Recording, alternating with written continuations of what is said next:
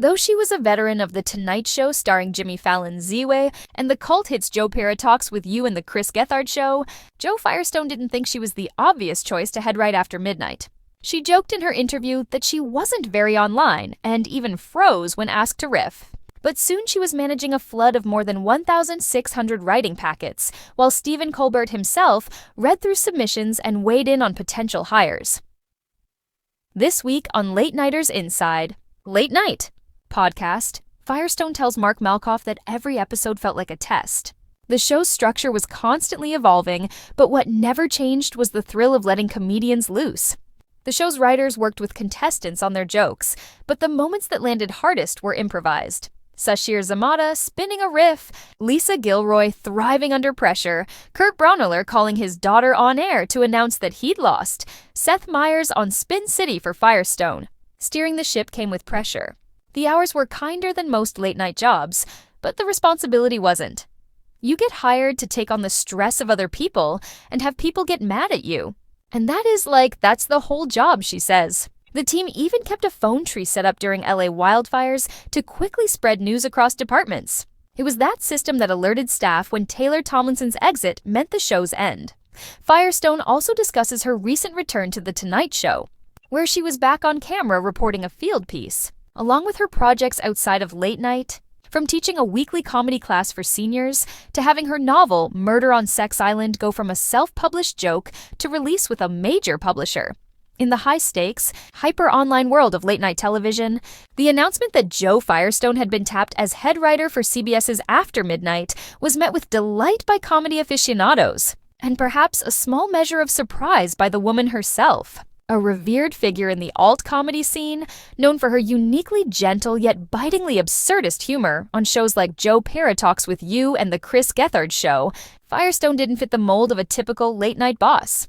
In a revealing conversation on Late Nighters Inside Late Night podcast with Mark Malkoff this week, Firestone pulled back the curtain on her tenure, painting a picture of a creatively thrilling, intensely pressurized experience where her greatest strength was not being the loudest voice in the room, but the one that could harness the chaos.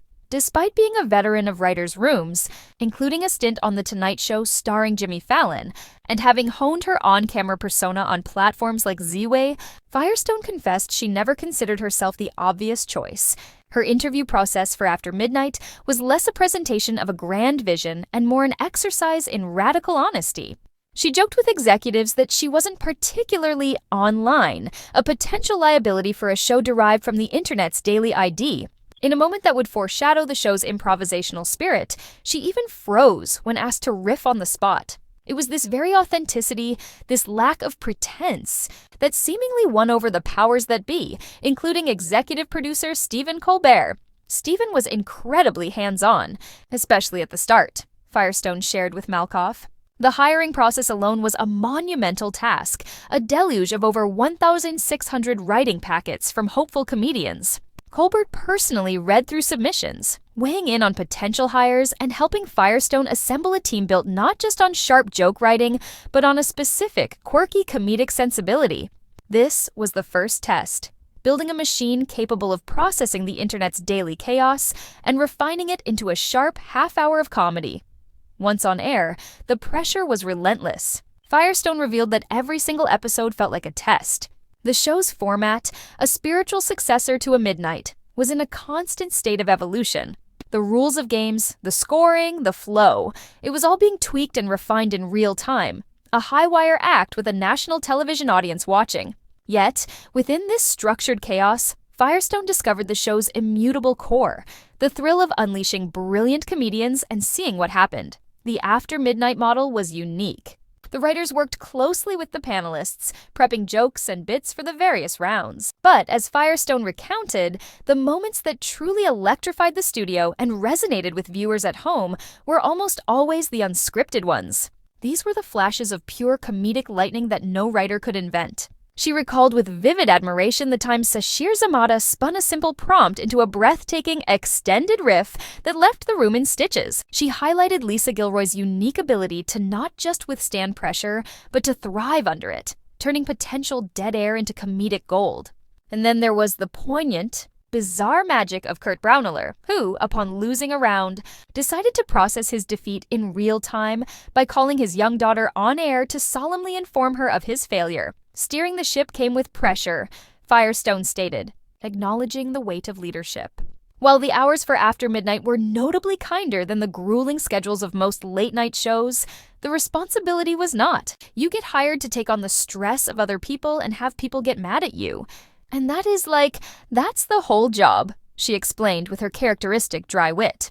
The head writer's role is to be the final filter for a torrent of anxiety, creative differences, and logistical nightmares. This culture of shared responsibility and rapid communication was baked into the show's DNA. Firestone detailed how the team even maintained a functional phone tree, a relic of a bygone era repurposed for modern crises. This system was initially set up to quickly disseminate crucial information across departments during the Los Angeles wildfire season. Ironically, it was this very same emergency protocol that was activated to alert the staff to the news that would ultimately spell their end: host Taylor Tomlinson's departure and the subsequent cancellation of the show. It was a sobering, full-circle moment for a team built on reacting to the unexpected. The conversation with Malkoff wasn't solely a post-mortem for After Midnight. Firestone also discussed her vibrant career beyond the late-night bubble, a portfolio of projects that underscores her status as one of comedy's most versatile and heartfelt creators. She recently returned to The Tonight Show, not in the writer's room, but on camera, delivering one of her signature field pieces that blend awkwardness with genuine human connection.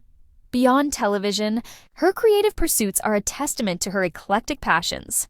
She continues to teach her weekly comedy class for seniors, a project she has championed for years that highlights the universal, ageless desire to connect and be heard. And in a triumph for absurdist literature, in her novel Murder on Sex Island, which began its life as a self-published joke, a physical artifact of her peculiar genius has been picked up for re-release by a major publisher. The story of Jo Firestone's time on After Midnight is a compelling case study in a different kind of leadership. It wasn't about being the most viral person or the loudest joke teller. It was about being a curator of chaos, a calm captain who trusted her crew to find brilliance in the improv, the stumble, and the spontaneous phone call home. She may not have felt like the obvious choice, but in hindsight, she was precisely the one the show needed.